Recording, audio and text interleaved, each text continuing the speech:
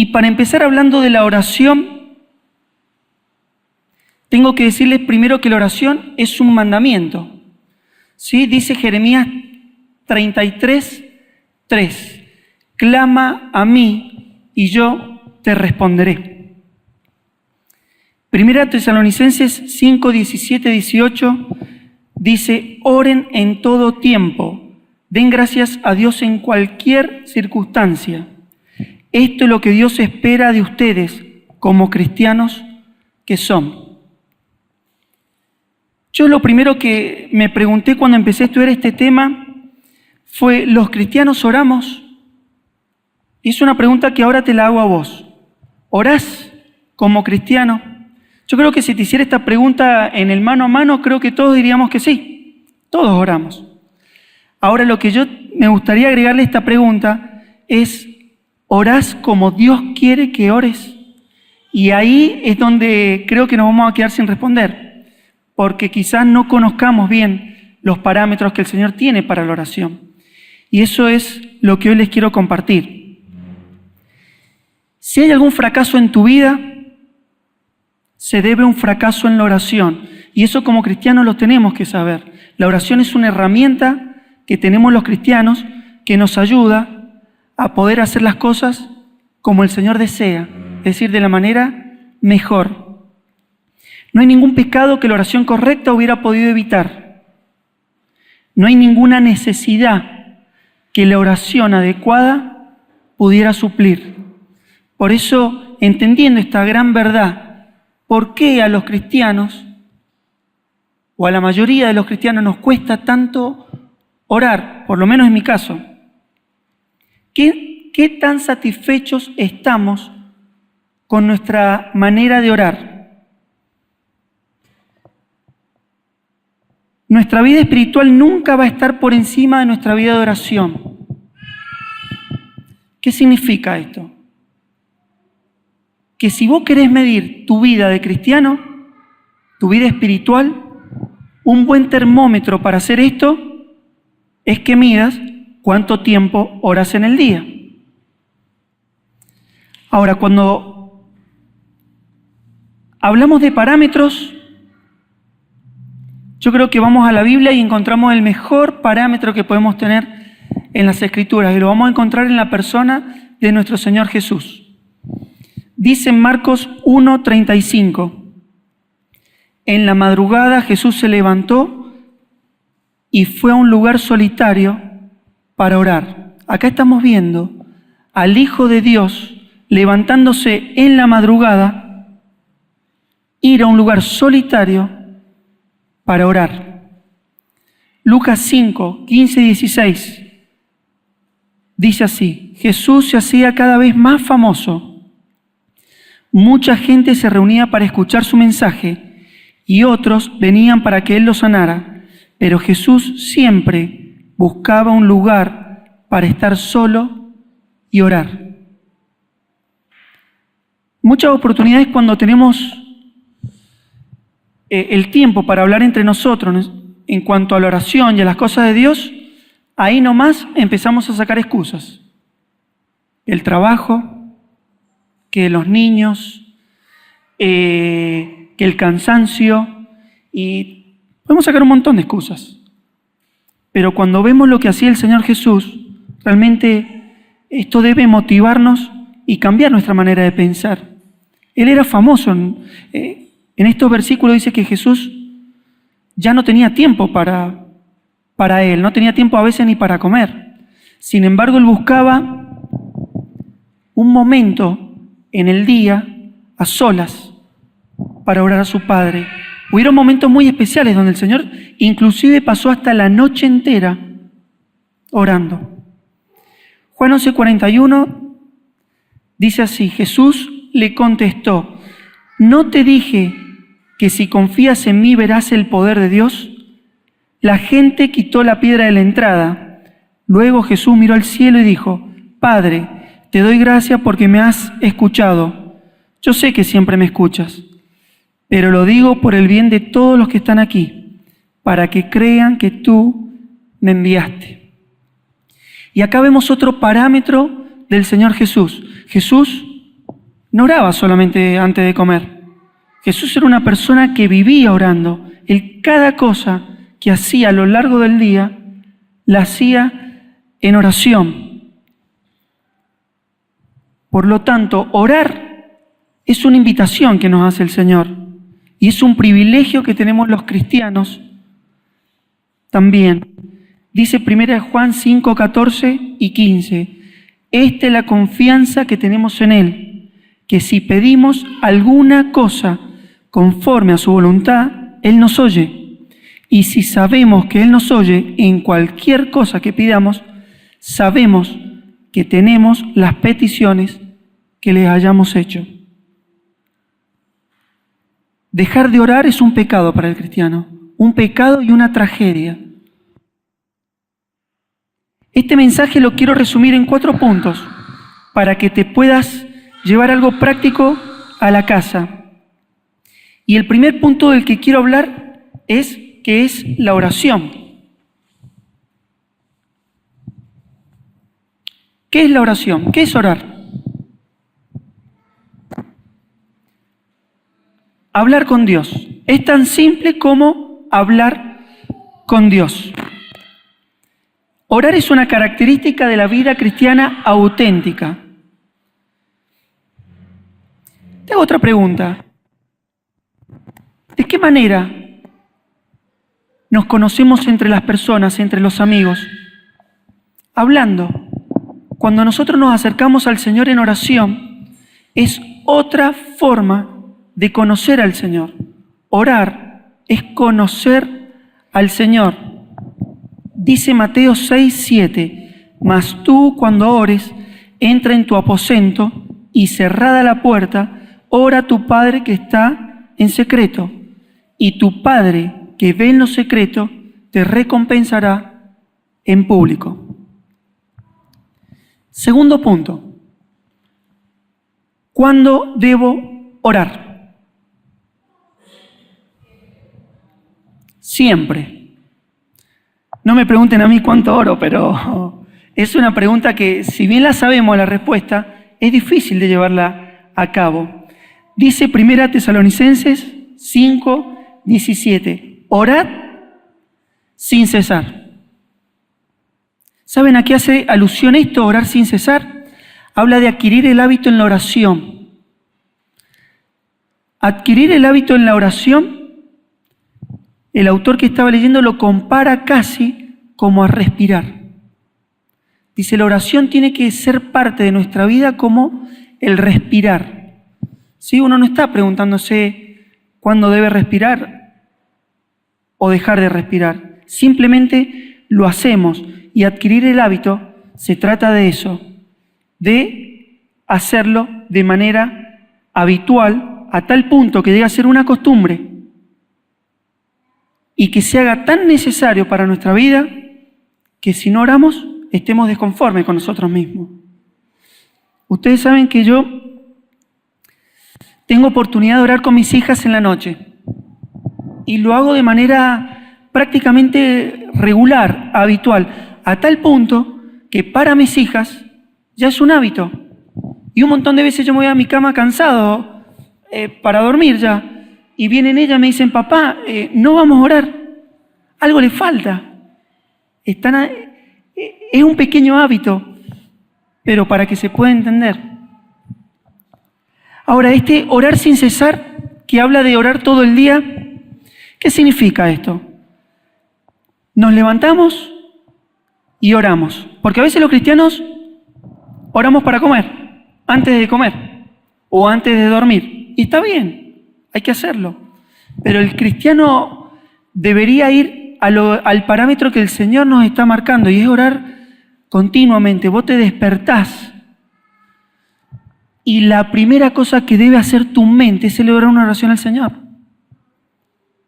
Cuando uno se despierta, no sé si les pasa, si se han dormido pensando en algún problema, a veces nuestra cabeza se levanta y retoma el curso del pensamiento y otra vez ya está con el problema. Y también me ha pasado que a veces cuando uno se duerme orando, al despertarse, uno retoma esa oración y yo a veces despierto orando y la verdad que para mí es hermoso poder comenzar el día así. Pero no basta con eso. Hay que orar cuando desayunamos, hay que orar cuando vamos de camino al trabajo, hay que orar cuando vamos caminando en la calle y tenemos una tentación. Hay que orar durante el trabajo, hay que orar todo el día. Pero hay algo que no podemos desconocer. Podemos orar todo el día y debemos orar todo el día. Pero debemos separar un tiempo en nuestro día, un tiempo de todas las actividades que hacemos, para dedicarlo exclusivamente a la oración. Y esto es lo que nos enseñó el Señor Jesús. Él se levantaba de madrugada e iba a orar. Yo me imagino que el Señor Jesús también se cansaba, era hombre, tenía hambre, tenía sed. Sin embargo, Él, contra su fuerza física, les enseñó a los discípulos mucho más de la oración con el ejemplo que con lo que les dijo. Mucho más. Dice el tercer punto, ¿cómo orar? Y esto, la verdad que para mí ha sido algo que al día de hoy es un aprendizaje continuo. ¿Cómo orar? Mateo 6, 7 y 8 dice, y al orar no hablen solo por hablar, como hacen los gentiles, porque ellos se imaginan que serán escuchados por sus muchas palabras. No sean como ellos, porque su Padre sabe lo que ustedes necesitan antes de que se lo pidan. Otra versión dice, y cuando oren no repitan, no uséis vanas repeticiones. Cuando nos acercamos al Señor, debemos pensar cada palabra que le vamos a decir a nuestro Padre. No es recitar un poema de memoria. Dice el Salmo 100, versículo 4, entren por sus puertas con acción de gracias, vengan a sus atrios con himnos de alabanzas, denle gracias, alaben su nombre. Cuando nos acercamos al Señor en oración, debemos hacerlo con acciones de gracias, cantando alabanzas, adorando su nombre, alabando su nombre. De esto trata la oración. Hebreos 4:16, así que acerquémonos confiadamente al trono de la gracia para recibir misericordia y hallar la gracia que nos ayude en el momento que más la necesitemos.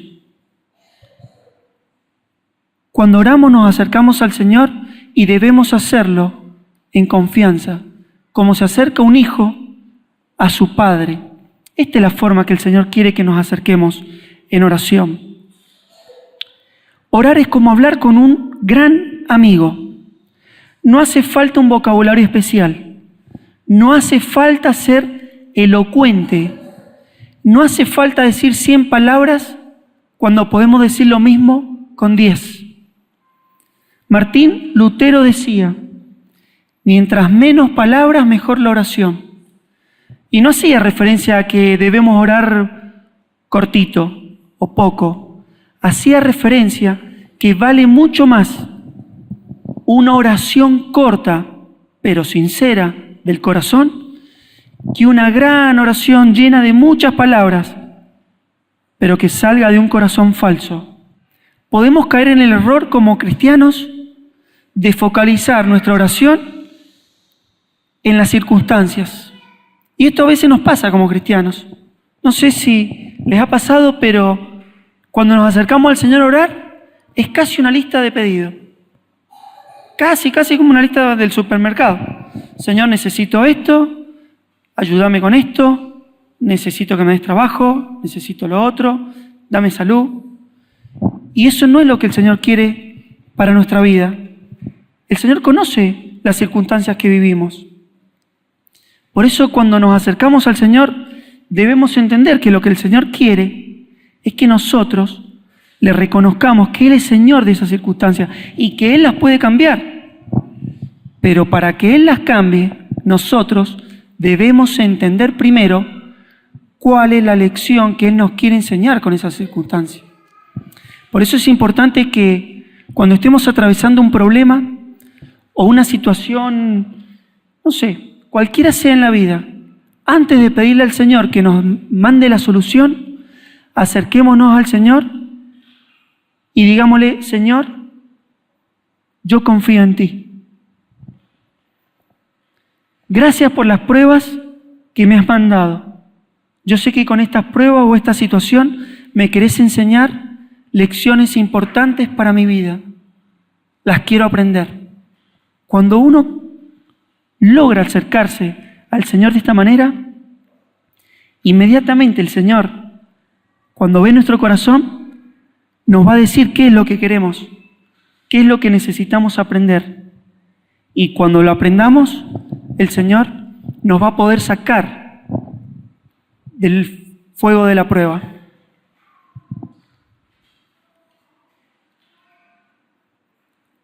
Mateo 6:33 dice: busca primero el reino de Dios y su justicia, y lo demás añadido será. Cuando oremos, no busquemos nuestro propio interés, no busquemos nuestra propia comodidad. Lo primero que debemos hacer es poner los intereses de Dios en primer plano. Quiero dejarle con ustedes algunos tips que me han ayudado en mi vida personal para poder hacer de ese tiempo de oración algo eficaz. Son 9. El primero dice: tenemos que lograr que la oración sea un hábito. Para lograr un hábito, esto significa que es cuando un acto lo tomamos por costumbre. Y para que esto se vuelva una costumbre, debemos hacerlo de manera repetida, vez tras vez. A veces he visto en mí, ¿no es cierto?, caer en el error de que no me siento con ganas de orar. Y la oración no tiene que ver con un sentimiento. La oración tiene que ver con un mandamiento. Debemos orar. Debemos acostumbrarnos a la acción de orar. Número 2, debemos elegir un tiempo y un lugar. Y esto es muy importante. Debemos armar en nuestro esquema de actividades diarios. Yo creo que cada uno debe buscar un tiempo para dedicarlo a la oración. Y hacer esto es muy efectivo, porque vamos a descubrir cuáles son los horarios en los que podemos dedicarnos un tiempo a la oración. Para algunos será antes de salir a trabajar. Habrá que levantarse, poner el reloj media hora antes y dedicarnos media hora, una hora, no sé, el tiempo que usted desee, dedicarlo a la oración. También es lindo buscar un lugar.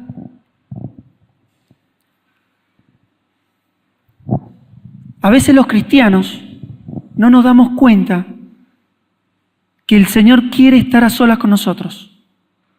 Y eso demanda un lugar. Una vez le escuché decir a un pastor y me encantó. Dijo así: ¿sabés cuándo podés ver una película de 2 horas? Yo con los ojos así, ¿viste? ¿Cuándo? Cuando oré 3 horas. Entonces me quedé, hay que orar 3 horas. Pero ¿cuántas películas vemos? De 1 hora, de 2 horas. ¿Cuántas series de Netflix hemos visto ya, y capítulos, y temporadas. Veo caras, muchas, ¿no? Sin embargo, a la hora de orar, a veces ponemos excusa de que no tenemos tiempo. Punto número 3, equiparse. Es necesario siempre, cuando vamos a tener un tiempo de oración, tener a mano, ¿qué cosa? La Biblia. Podemos tener con nosotros también el devocional. Y también sería bueno tener un cuaderno y una lapicera. Porque quizás cuando estés en intimidad con el Señor, orando y conociéndole, quizás el Señor tenga palabra para vos. Quizás el Señor traiga un versículo a tu mente. Quizás el Señor te dé guía. Y eso está bueno anotarlo. Leí que la más débil de las tintas es mucho más fuerte que la mejor memoria. A veces creemos que con la memoria hacemos todo. Es preferible anotar. Punto número 4. Leer la Biblia primero. ¿Por qué creen que tenemos? Puede ser una buena práctica, ¿no? No significa que hay que hacerlo de esta manera. Pero ¿por qué creen que es bueno leer la Biblia primero? Porque es más importante lo que Dios tenga para decirnos a nosotros que lo que nosotros tengamos para decirle al Señor. 6. Mantenga un registro escrito, ¿sí?, de sus oraciones, lo que solicita, lo que recibe y el tiempo en que lo recibe. Esto es buenísimo. Yo lo he hecho y me he llevado sorpresa cuando tiempo después uno vuelve a agarrar la lista de oración y la empieza a releer y empieza a ver, esto ya no tengo que orar, esto tampoco, el Señor esto me lo respondió. Es hermoso porque eso nos llena de fe para seguir buscando al Señor en oración y también nos ayuda a agradecerle al Señor por las cosas que nos responde. 7. Prepárese para una batalla. Y esto es importante que nosotros los cristianos lo sepamos, porque nosotros los cristianos no tenemos lucha contra sangre ni carne, sino tenemos lucha contra un mundo espiritual. Y cuando nosotros empezamos a orar con la guía del Espíritu, empezamos a establecer una lucha espiritual. ¿Y qué pasa cuando uno empieza a luchar? Del otro lado, ¿qué va a pasar? Van a tratar de que no ores, por todos los medios. Por eso es importante que cuando uno va a orar, entienda que va a entablar una lucha espiritual. Me ha pasado que cuando me separo 10 minutos para orar, se pelean las nenas, lloran, se lastiman, se caen, golpean puertas, suena el teléfono. Por eso es importante que planeemos una estrategia para poder hacer esto. Por eso es importante que busquemos el mejor tiempo, ¿sí? Pongamos el celular en silencio, lo dejemos en otro lado, que los niños quizás estén durmiendo o que no estén en la casa. Punto número 8. Ore en voz alta para no distraerse, para no divagar. Es una buena costumbre orar en voz alta. No es necesario tampoco. Punto número 9. Si mientras estás orando algo distrae tu atención, posiblemente el Señor quiere que ores por ello también. Así que cuando nosotros estamos orando y algo viene a tu cabeza y te lo trae a tu mente, puede ser el Espíritu Santo que te está trayendo cosas para que vos ores por ello. Así que si algo te distrae, aprovecha y ora por eso. Dice Mateo 21, versículo 21 y 22. Les aseguro que si tienen fe y no dudan, les respondió Jesús, no solo harán lo que he hecho con la higuera, sino que podrán decirle a este monte, quítate de ahí y tírate al mar, y así se hará. si ustedes creen, recibirán todo lo que pidan en oración. Son preciosas las promesas del Señor. Ahora, ¿cómo nos cuesta orar, no? A veces la oración termina siendo un peso para el cristiano, una obligación para el cristiano. Punto número 4. ¿Cómo responde el Señor a nuestras oraciones? Y acá vamos a encontrar que el Señor puede responder de 4 maneras diferentes. Primero, podemos tener una respuesta que sea específica e inmediata, y eso lo vemos en Segunda de Reyes 20, del 1 al 5. Lo vamos a leer. Dice así: en aquellos días Ezequías cayó enfermo de muerte, y vino a él el profeta Isaías, y le dijo: Jehová dice así, ordena tu casa, porque morirás y no vivirás. Entonces él volvió su rostro a la pared y oró a Jehová y dijo: te ruego, oh Jehová, te ruego que hagas memoria de que he andado delante de ti en verdad y con íntegro corazón, y que he hecho las cosas que te agradan. Y lloró Ezequías con gran lloro. Y antes que Isaías saliese hasta la mitad del patio, vino palabra de Jehová a Isaías, diciendo: vuelve y di a Ezequías, príncipe de mi pueblo, así dice Jehová, el Dios de David tu padre: yo he oído tu oración y he visto tus lágrimas. He aquí que yo te sano y vivirás 15 años más. Inmediata la respuesta. Ezequías oró, Jehová le respondió con un sí a su oración. Pero el Señor a veces nos puede responder con un todavía no. Y eso lo vamos a ver en Isaías 30:18. Por tanto, Jehová esperará para tener piedad de vosotros, y por tanto será exaltado, teniendo de vosotros misericordia, porque Jehová es Dios justo. Bienaventurados todos los que confían en Él. A veces oramos al Señor y la respuesta no llega en los tiempos que nosotros queremos que llegue. Pero porque los tiempos del Señor son perfectos, y en esos tiempos son los que nosotros tenemos que confiar y esperar. La tercera manera que tiene el Señor de responder es cuando te dice: tengo algo diferente para ti, tengo algo mejor para vos. Y esto lo vemos en 2 Corintios 12, versículos 7 al 9.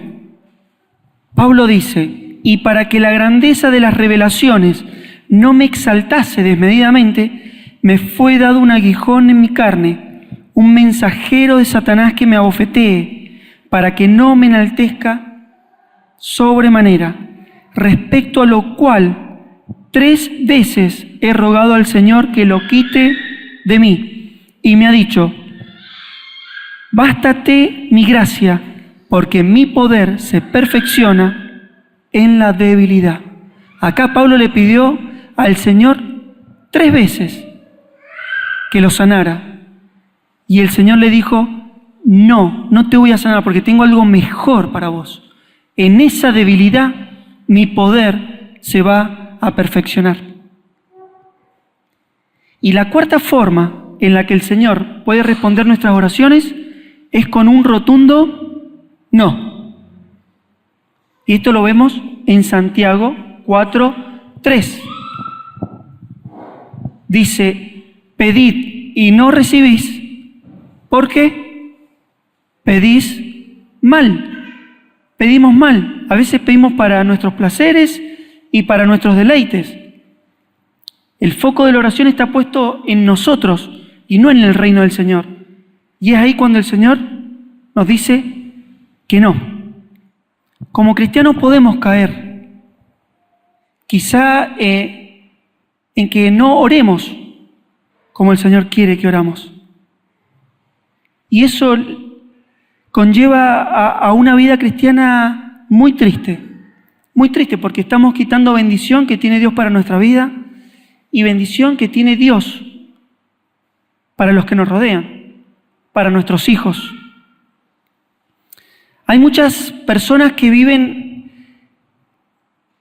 espiritualmente de segunda mano, apoyándose en la persona que tienen al lado, ¿sí? Porque mi marido es el que está encargado de la parte espiritual, así que él tiene que orar por los niños y él tiene que hacer el soporte espiritual. Hombres que quizás dicen, pero es que mi esposa tiene más tiempo, así que ella es la que ora y sostiene el hogar nuestro en oración. Pero lo que tenemos que entender, que la oración es un mandamiento para todos. Esto no es para hombres o para mujeres, es un mandamiento para todos.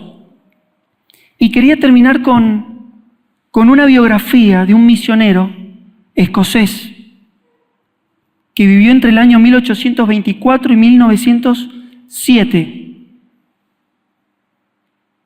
Se llamaba John Paton. Y él recuerda su hogar de la siguiente manera. La siguiente historia muestra la bendición que conlleva el ejemplo de un hombre o una mujer que ora. En su biografía, el misionero pionero Juan Paton, de 1824 a 1907, recuerda su hogar. Nuestra casa consistía de una habitación exterior y una interior, y un cuartito entre ambas, o cámara, que llamábamos cubículo. La habitación exterior era el territorio de mi madre, y era la cocina, cuarto de estar y comedor a la vez. La otra habitación era el taller de mi padre, donde había 5 máquinas tejedoras de calcetines que trabajaban diligentemente. El cubículo era una pieza muy pequeña entre estas 2 habitaciones, con apenas lugar para una cama, una mesita y una silla, con una diminuta ventana que daba una diminuta luz a la escena. Este era el santuario de aquella cabaña. Allí diariamente y muchas veces durante el día, por lo general después de cada comida, veíamos a nuestro padre retirarse y cerrar la puerta. Y nosotros los niños entendíamos, por una especie de instinto espiritual, porque tales cosas eran demasiado sagradas para comentar, que allí se estaban elevando oraciones a nuestro favor, como en la antigüedad lo hacía el sumo sacerdote detrás del velo en el lugar santísimo. Ocasionalmente oíamos los ecos de una voz temblorosa, rogando como alguien que ruega por su vida, y aprendimos a caminar pasando esa puerta de puntas de pies a fin de no interrumpir la santa conversación. El mundo quizás no sabía, pero nosotros sí, de dónde procedía esa luz feliz, como la sonrisa de un recién nacido que siempre tenía el rostro de mi padre. Era un reflejo de la presencia divina, de la cual él siempre estaba consciente. Nunca, ni en templos, ni en las catedrales, en los montes ni en los valles, podría esperar que el Señor Dios estuviera más cerca, caminando más visiblemente entre los hombres y hablando con ellos, que bajo el techo de paja y las vigas de roble de aquella humilde cabaña. Mi papá se relacionaba con Dios. ¿Por qué no podría yo hacer lo mismo?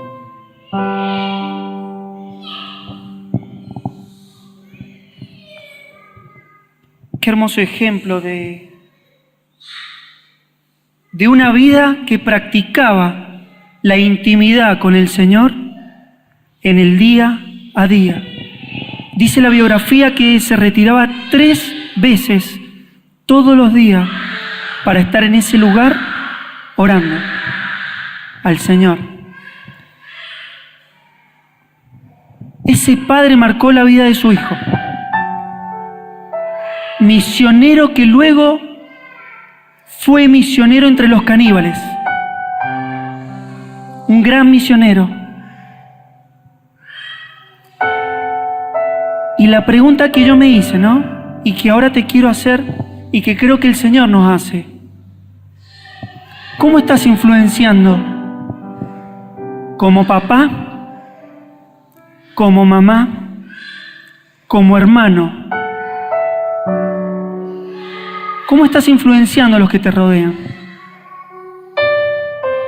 Qué lindo sería que cuando alguien escribiera una biografía pudiera decir que como cristianos hemos sido personas que buscaban al Señor en oración. Esto es mucho más que orar por la comida y agradecerle por el trabajo. Esto se trata de tener una vida en la presencia del Señor, a los pies del Señor. De esto se trata una vida de oración. Ha sido motivo de pedido al Señor que podamos entender esta realidad y, como decíamos al principio, que podamos construir sobre la roca, que podamos ser hombres y mujeres que no solamente escuchen la palabra del Señor, sino que la pongamos por práctica. Oramos.